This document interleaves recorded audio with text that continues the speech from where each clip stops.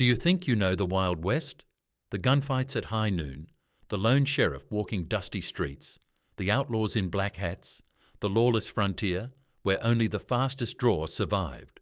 Hollywood sold you a story. The real Wild West was stranger, darker, more complicated than any screenplay could capture. It was a place where towns banned guns entirely, but allowed something far more dangerous, where women ran criminal empires that law enforcement refused to acknowledge, where disease killed far more people than bullets ever did, and where the line between lawman and outlaw was so thin, it barely existed at all. In the next few minutes, you are going to learn 15 real facts about the Wild West that historians know, but textbooks leave out. Hidden truths from the frontier, strange laws, bizarre events, forgotten stories that the myth machine buried under decades of romanticized fiction. Some of these will surprise you. Some will disturb you. A few you simply will not believe until you check the historical record yourself. Subscribe and turn on the bell for more hidden truths from history. Let's get into it. Number 1. Dodge City, Kansas, 1878. The most violent town in the American West had a strict gun control ordinance. That is not a mistake. Dodge City, the same Dodge City that became synonymous with lawless frontier violence, required all visitors to surrender their firearms, though upon entering the town limits. A large wooden sign at the edge of town made the rule plain. The deadline, as locals called it, was a real boundary. Cross it with a weapon, and you would face arrest. Historical records show that Marshal Wyatt Earp and his deputies enforced this ordinance aggressively. They would collect revolvers at the edge of town and return them when visitors left. The myth of the Wild West as a place where every man walked armed at all times was, and in many of its most famous towns, simply false. The reality was that civic leaders understood firearms in crowded spaces led to catastrophe. They acted accordingly. The gunfighters and showdowns that cinema immortalized were real, but they were exceptions, not the rule. Number 2. Tombstone, Arizona, 1881. The OK Corral gunfight, perhaps the most famous moment in Wild West history, lasted approximately 30 seconds. 30 seconds. The Earp brothers and Doc Holliday faced the Clanton and McClory factions on October the 26th, 1881. The entire exchange of gunfire was over in less time than it takes to read this paragraph. 3 men died. Several others were wounded. What the films do not tell you is that the fight took place in a narrow, vacant lot, not a wide open street. The combatants were close enough to reach out and touch each other. There was no cinematic standoff, no dramatic music, no slow-motion draw. But witnesses reported the whole thing was over before most bystanders had time to react. The smoke cleared, men were on the ground, and Tombstone moved on. What followed was not glory, but a murder trial, a community divided, and years of violent reprisals that eventually drove the Earp family out of Arizona entirely. Number 3. Deadwood, South Dakota, 1876. The most dangerous thing about the Wild West was not a bullet, it was water. Cholera, dysentery, typhoid, and smallpox tore through frontier settlements with a savagery that no outlaw could match. In Deadwood's first year of existence, disease killed more people than violence by a ratio historians estimate at roughly 10-1. The town had no sewage infrastructure. Drinking water was drawn from streams contaminated by human waste upstream. People who arrived healthy in the spring were dead by summer, not from gunfire, but from drinking the wrong water.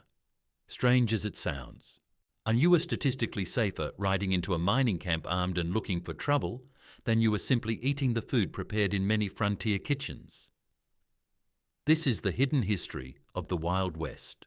Not the romance of the shootout, but the grim reality of communities scrambling to survive, basic sanitation failures in the middle of an unforgiving landscape. Here's something not many people know. Number 4. Cimarron, New Mexico, 1870s. And one of the most feared figures on the entire frontier was a woman named Sadie Orchard. She ran a network of stagecoach lines, brothels, and boarding houses across New Mexico that stretched over hundreds of miles.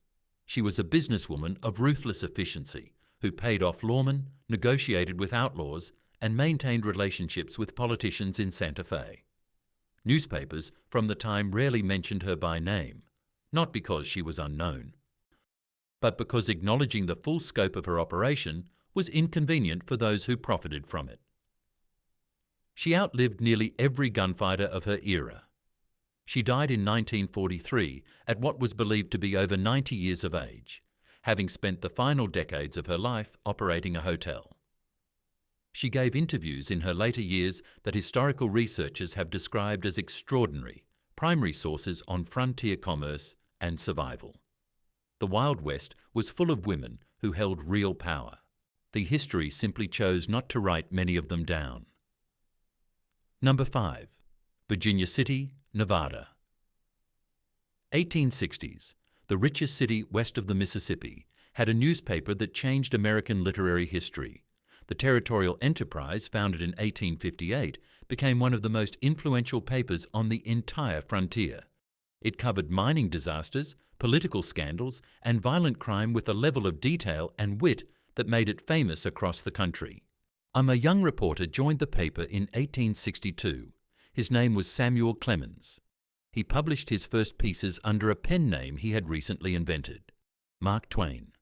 The Wild West, with all its chaos and contradiction, gave the man who would write The Adventures of Tom Sawyer and Adventures of Huckleberry Finn both his name and his voice. He was 26 years old, working in a silver mining boomtown, learning how to write about the absurdity of American life, and by watching it happen in real time outside his window. The frontier shaped American literature in ways that are rarely credited. This next one is hard to believe. Number 6. Silver City, New Mexico.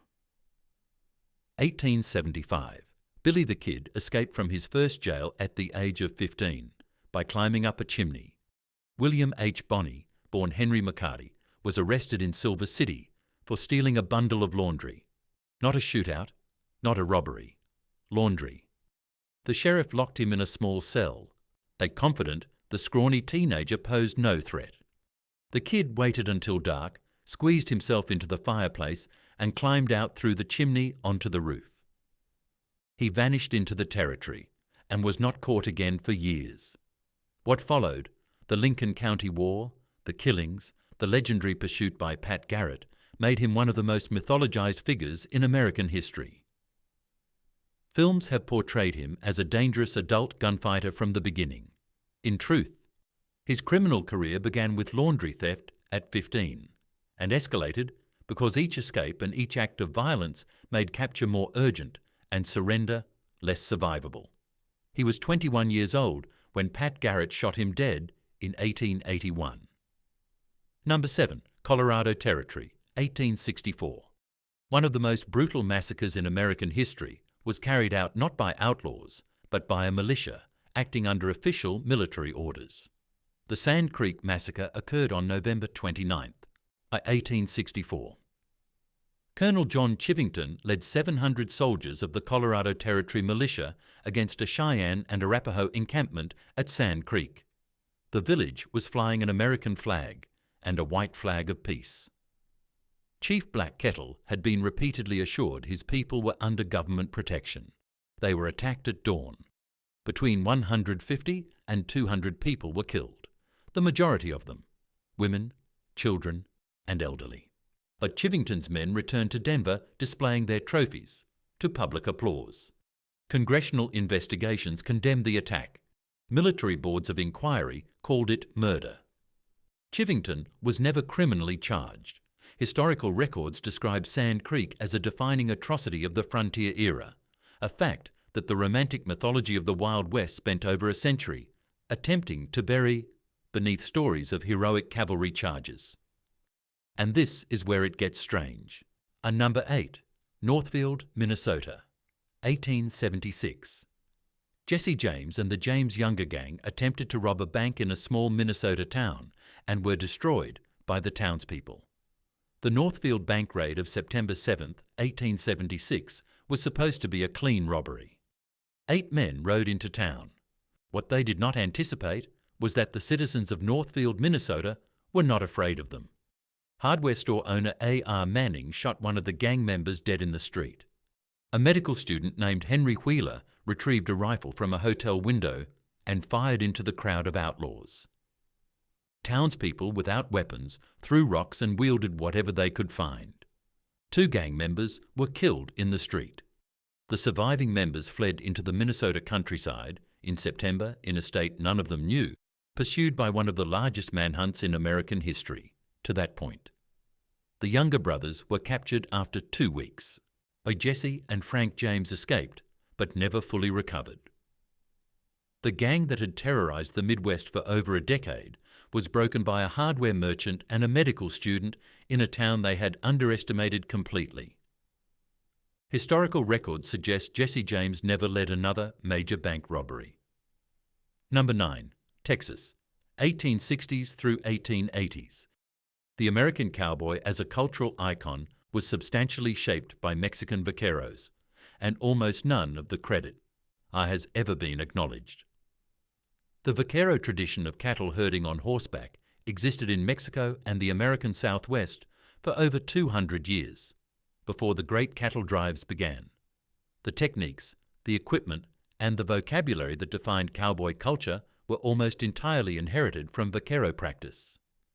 The lasso came from the Spanish lazo, the lariat from lariata, the word ranch from rancho, chaps from chaparreras, rodeo from rodear, to round up.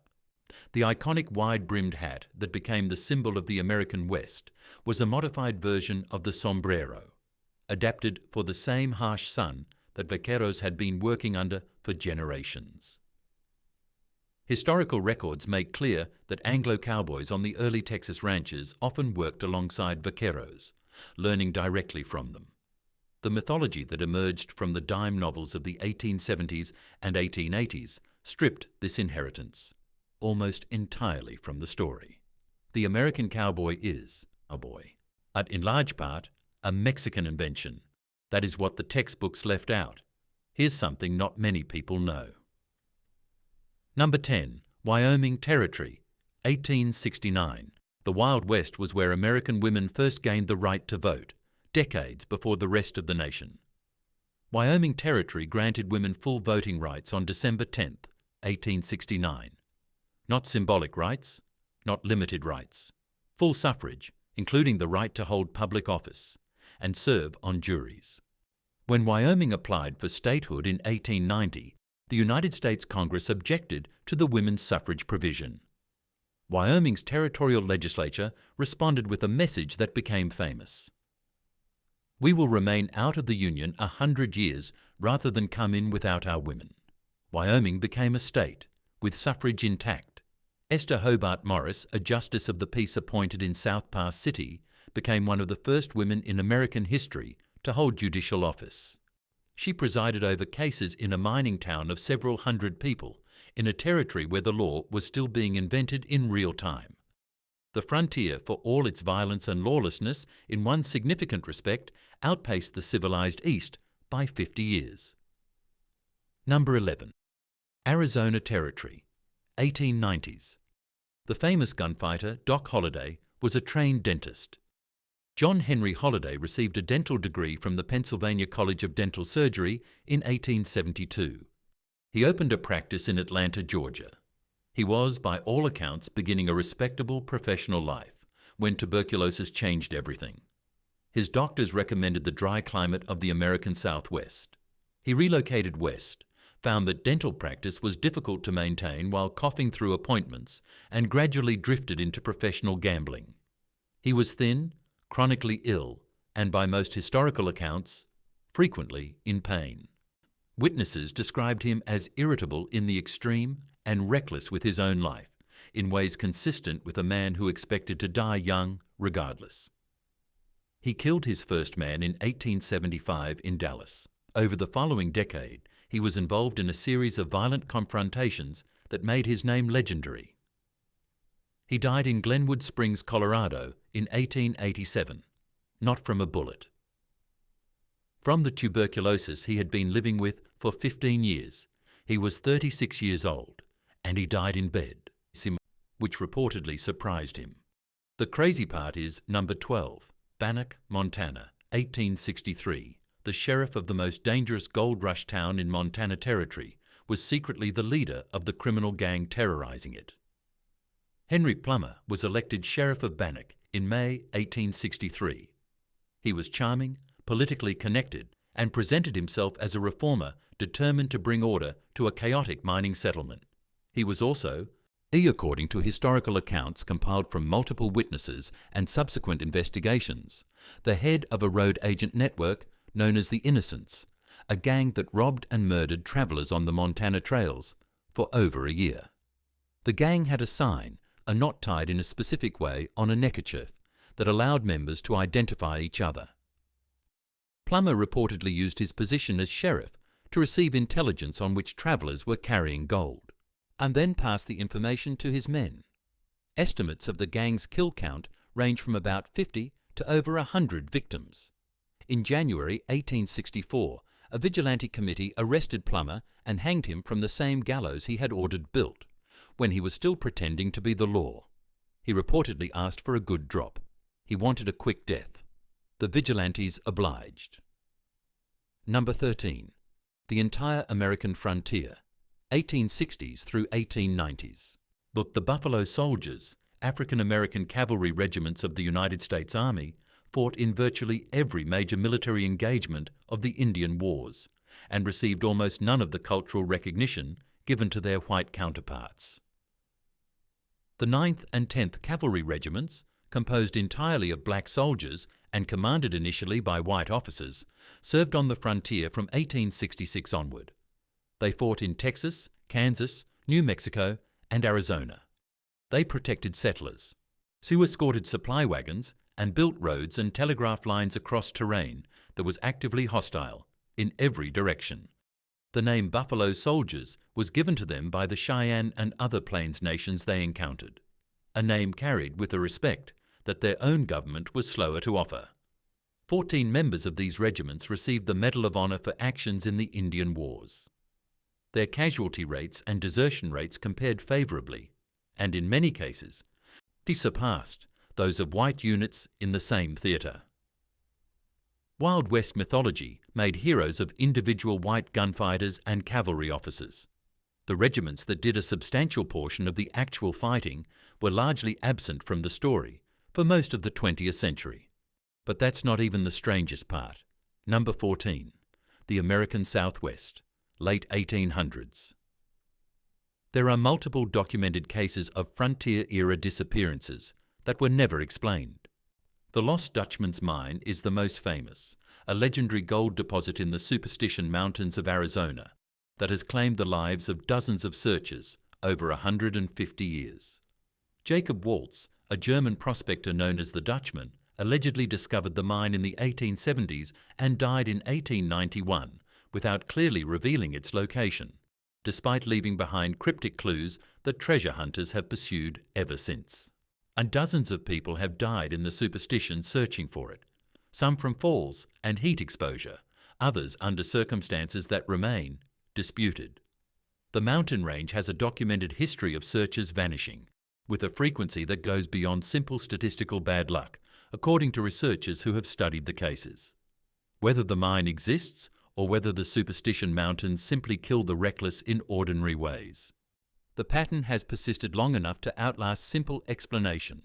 History has a frontier of its own, a border beyond which facts give way to rumour, and rumour gives way to something harder to dismiss. Number 15. The entire American West, 1860 to 1900. The Wild West ended not with a dramatic showdown, but with a census report. In 1890, the United States Census Bureau announced that for the first time in American history, and the frontier line, defined as a boundary beyond which population density fell below 2 persons per square mile, no longer existed, as a continuous geographic feature. The frontier was closed. Historian Frederick Jackson Turner presented his famous paper on this fact at the World's Columbian Exposition in Chicago in 1893. His argument that the frontier had been the defining force in shaping American democracy, individualism, and national identity was controversial then, and remains debated today. But his observation about what had been lost carried a weight that the country felt deeply. The dime novels had already started the mythologizing before the reality had fully passed. Buffalo Bill Cody's Wild West show, which began touring in 1883, was presenting a theatrical version of frontier life to audiences in the East, while that frontier still technically existed.